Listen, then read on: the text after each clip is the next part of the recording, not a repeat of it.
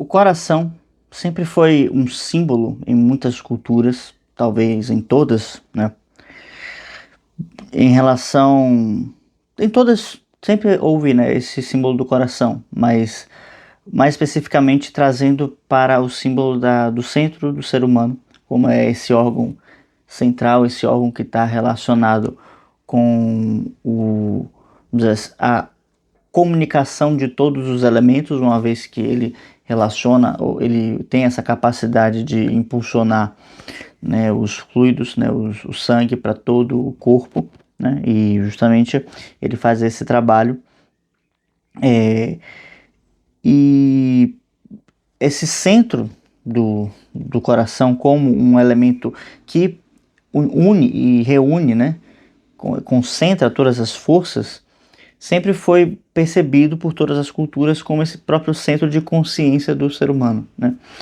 O coração, ele é um elemento simbólico, né? Além do elemento da sua parte física, e assim como o Sol na astrologia, o coração está relacionado com esse centro, com essa regência, com essa governança, né?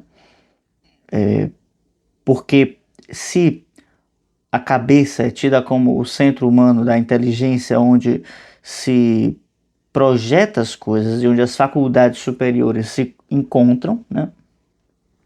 E como que uma espécie de elemento superior que observa as coisas de cima, o coração é o ponto onde se concentra, vamos dizer, a face terrestre do homem e a sua face celeste. É o ponto de concentração das suas forças, das suas potências e também das suas debilidades, porque, como diz, né, Santo Agostinho, os vícios são constituídos da mesma matéria que as virtudes, quase que não sai essa, né? Ou seja, você tem a mesma força que ela tem um aspecto construtivo, ela também tem um aspecto destrutivo, né, desde que você a conduza corretamente. E justamente o coração é esse ponto onde as energias são direcionadas, né? Por quê? Né? Porque se a gente pudesse fazer uma analogia com o aspecto platônico, a gente vai ter o corpo concupiscente, né? A alma concupiscente, a alma irascível e a alma racional. E justamente o coração vai estar relacionado com o aspecto irascível, né? Ou seja, onde os elementos emocionais eles se congregam e ali vão ter uma espécie de guerra, né? Um ato, uma guerra de decisão, né? Onde se vai decidir entre qual caminho se tomar, qual ação se tomar. Essa decisão não é uma decisão racional, né, dialética, que pesa os elementos, mas uma decisão emocional, sentimental, né? E justamente desse ponto que eu trato aqui no canal, a maior parte do tempo, a educação sentimental, que é uma educação do coração, né? Entre outras coisas, né, além dessa estrutura que eu falei do coração, o coração está relacionado com os aspectos misteriosos, os aspectos místicos, os aspectos que estão relacionados com a devoção, com aquilo que em nós não é muito bem explicado, mas é muito bem sentido em nossas ações. Então, assim como eu falei sobre os mitos, né, essa semana, na segunda-feira, os mitos eles representam esse aspecto da nossa mente, da nossa inteligência, que traz uma narrativa que está permeada de símbolos e permeado de elementos que são ocultos, que não podem ser muito bem explicados com a razão. Da mesma forma, o coração também tem esse elemento dentro, né, que está relacionado com esse amor, com essa devoção, com aquilo que nós sentimos de nobre, com tudo que pode se relacionar com aspectos mais elevados dentro do ser humano. Através desse sentimento, né, dessa condução da alma irascível, se chega à alma racional, que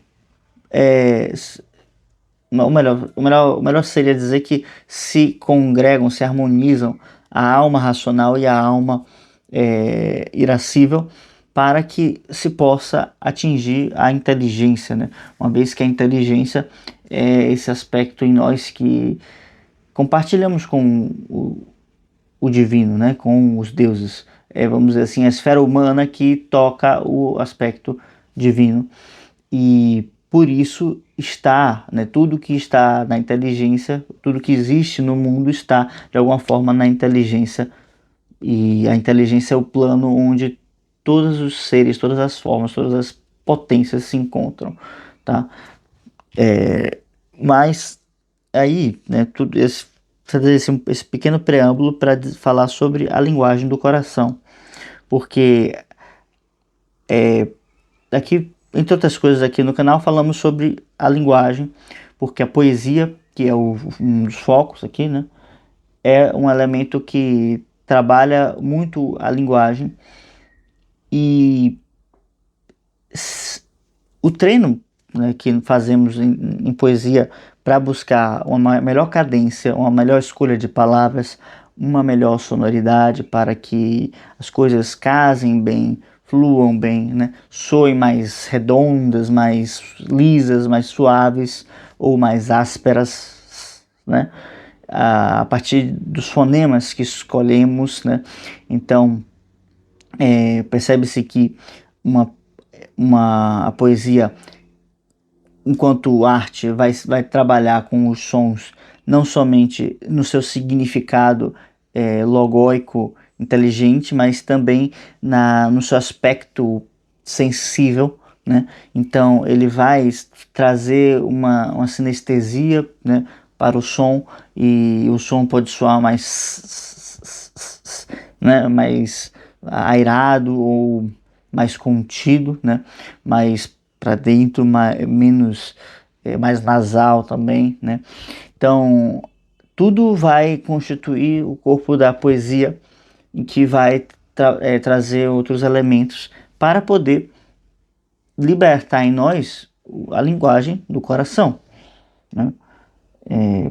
Existem algumas representações do coração como esse grande baú, né? Como uma espécie de cofre, né?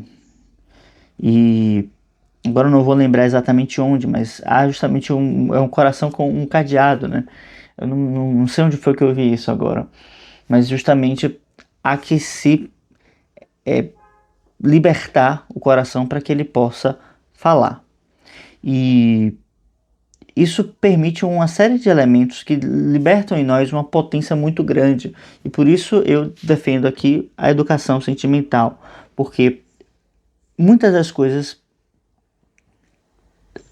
são possibilitadas através dessa força emocional que desperta em nós os sentimentos mais nobres, mais sublimes, né? Sendo que os sentimentos, na linguagem que eu trabalho aqui, são aqueles que têm a capacidade de nos dar uma unidade e de nos elevar.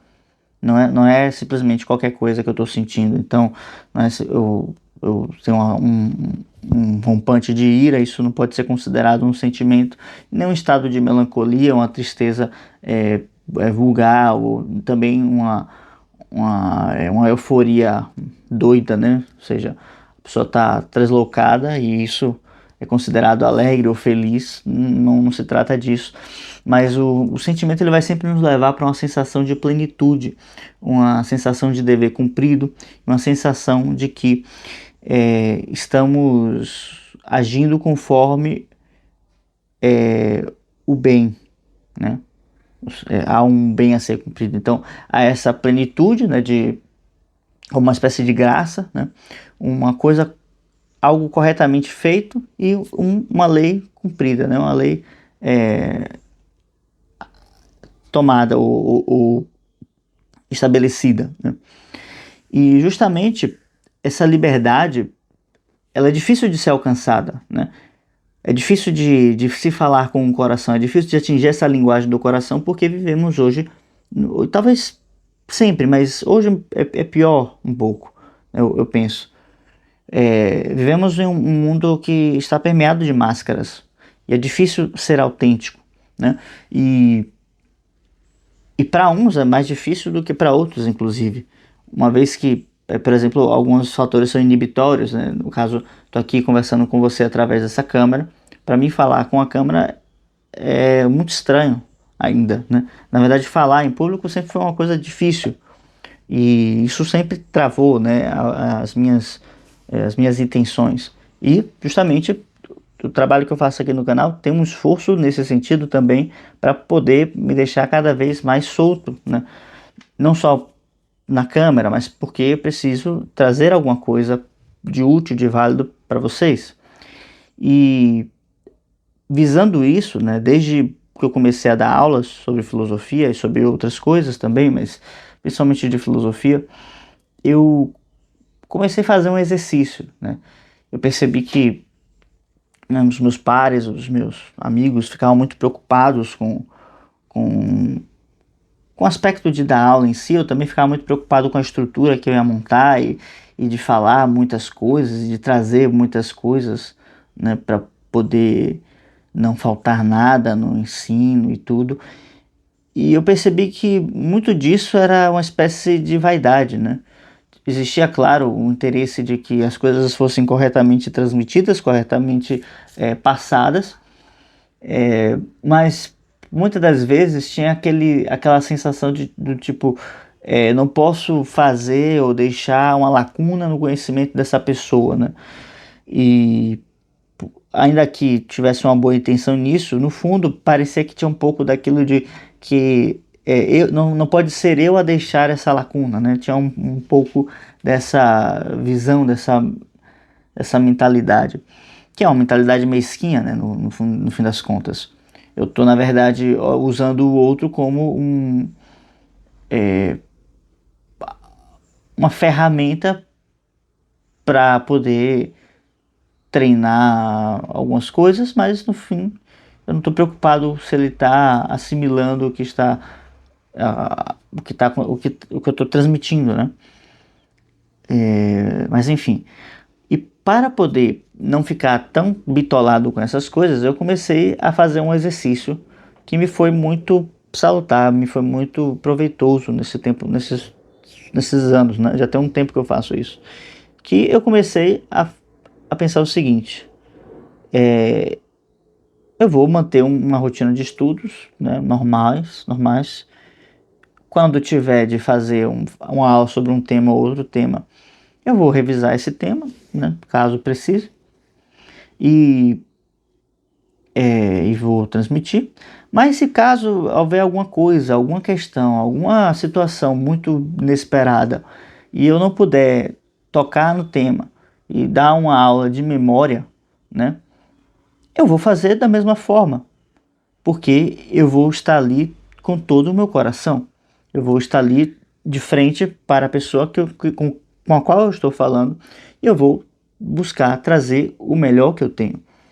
E eu adotei para mim o seguinte: se eu começo a falar sobre algo e aquilo não está no meu domínio, do meu vocabulário, da minha forma de falar, se eu não consigo parafrasear o que o autor está trazendo, né? Se eu não consigo, eu posso até não ter de memória os conceitos exatos, mas eu preciso saber trabalhar com ele no aspecto analógico, preciso parafrasear, preciso conseguir construir certos exemplos, certos símbolos daquilo que eu estou trabalhando. Se eu não consigo fazer isso, é porque eu ainda não assimilei isso não está ainda em meu coração, então eu não tenho como transmitir. E ainda que às vezes, né, nós sejamos inspirados por algumas coisas, né, por uma musa, por um Deus, por alguma força diferente que nos toma e nos preenche de ânimo e de repente parece que a gente sabe mais coisa do que a gente lembrava que sabia. Não devemos contar com isso. Assim, devemos sempre esperar isso, né? No caso, se abrir essa possibilidade e se sentir tomado por isso e deixar-se ser tomado por isso, mas não esperar que isso aconteça, porque se não acontecer, estaremos lá de qualquer jeito, né? Assim, por assim dizer. Então, quase como uma espécie de graça, né? Vamos esperar isso, mas esperar de uma forma ativa, trabalhando. E se não vier naquele dia, naquele momento, bom, paciência, é o que temos para hoje. Mas sempre dando o máximo das possibilidades. O que não devemos fazer, o que não acho produtivo fazer é justamente ficar bitolado em detalhes que não sabemos e não assimilamos, né?